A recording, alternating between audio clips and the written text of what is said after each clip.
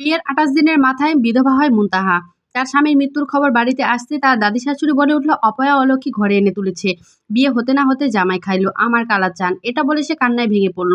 তার কথায় তাল মিলিয়ে শাশুড়িও মুনকে দোষারোপ করা শুরু করলো। কান্নায় ভেঙে পড়ল। মন তাদের সবার কথা শুনল, কোনো প্রতিক্রিয়া দেখালো না। তার মনের মধ্যে যে ঝড় বইছে, সে এখনো বিশ্বাস করতে পারছে না তার স্বামী বেঁচে নেই। ঘরের উঠানে যখন তার স্বামীর মৃতদেহ নিয়ে আসে রাখা হলো, তখনও মন বিশ্বাস করতে পারেনি। তার মনে হলো তার চোখ ভুল দেখেছে। এই তো সেদিন নতুন বউ হয়ে এই বাড়িতে পা রাখলো। চোখে কত স্বপ্ন, কত আশা, কত ভালোবাসা নিয়ে দুজনে নতুন বিবাহিত জীবন উপভোগ করছিল। সবকিছু এত দ্রুত শেষ হয়ে গেল, মন এসব মানতেই পারছে না। সে উঠানের এক কোণে বসে রয়েছে, নির্বাক চোখে তাকিয়ে আছে। সবার কান্নার শব্দ তার কানে আসছে। এমন সময় মুনের বাবা-মা এসে মুনের পাশে বসে। মুনের মা তার কাঁধে হাত রাখতেই মুনের জ্ঞান ফিরে আসে। মনে হয় সে চিৎকার করে বলে ওঠে না, অতঃপর অঝরে কেঁদে দেয়। তার চোখের পানি দেখে উপস্থিত অনেকেই কান্না করে দেয়। এতক্ষণ বোধহয় মুন এ জগতে ছিল না। তার মায়ের ছোঁয়া এই জগতে ফিরে এলো। তাই সে স্বামী হারানোর শোকে আহাজারি করতে শুরু করলো। গা থেকে নতুন বউয়ের গন্ধ এখনো যায়নি, অথচ যার জন্য বউ হলো সেই নেই। স্বামীকে শেষ বিদায় দিতে গিয়ে মুনের তাদের বাসর ঘরের কথা মনে পড়ে যায়।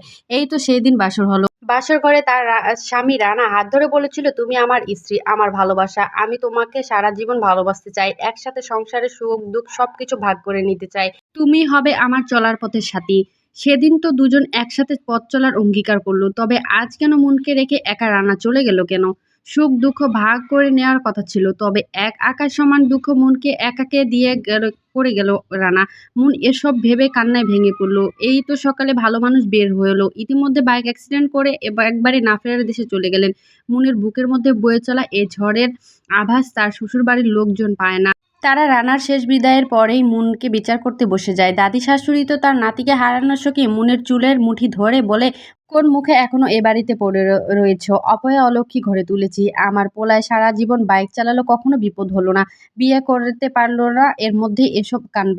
এই বলে সবাই তো একের পর এক দোষ দিতেই থাকে। মুনতাহার শাশুড়ি বলে উঠল, এই মেয়ের দোষ আছে। বিয়ের আগে আমি বারবার বলেছিলাম, আমার কথা শুনে নেয় রানার বাপ। এখন আমার পোলাটার এরকম সর্বনাশ করলো, এর দায় নিবে কে? মুনের শাশুড়ি এই কথা বলে ওঠে। এখন সবাই মুনকেই দোষ দিতেছিল। তার ভাষ্যমতে বিয়ের পর বউয়ের ভাগ্যের সাথে স্বামীর ভাগ্য জুড়ে যায়। মুন অলক্ষী বলেই এই দুর্ঘটনা হলো।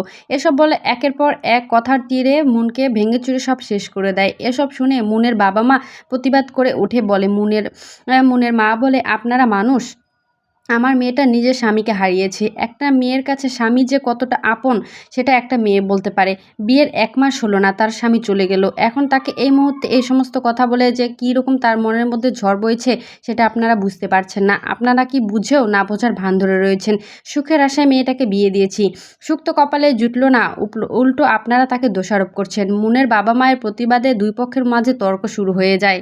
এক পর্যায়ে মুনের শাশুড়ি বলে ওঠে, আপনার অপয়া মায়ার যদি এতই কষ্ট লাগে, তাহলে আমার পোলার লগে সে মরল না কেন? দুঃখে মইরা যাচ্ছে এখনো তো দাঁড়ায় রয়েছে কিভাবে? গল্পের যে বাকি অংশ রয়েছে সেটা নিয়ে আসবো পরের কোনো ভিডিওতে। এ পর্যন্ত সবাই ভালো থাকবেন, সুস্থ থাকবেন। আল্লাহ হাফেজ।